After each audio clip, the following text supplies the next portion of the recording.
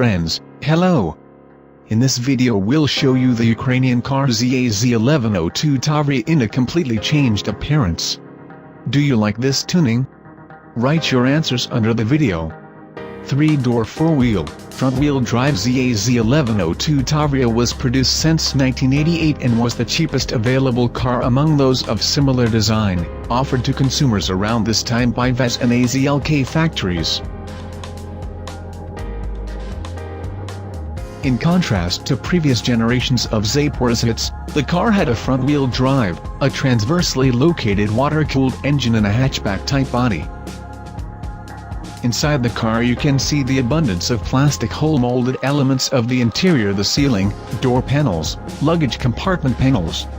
Perhaps they were cheap in production and practical in daily use, but in combination with the Spartan-looking design of the driver's seat and bare-painted body racks, looked extremely cheap and unpretentious. Bumpers and radiator lining are molded from modified polypropylene. The dashboard was made the same way.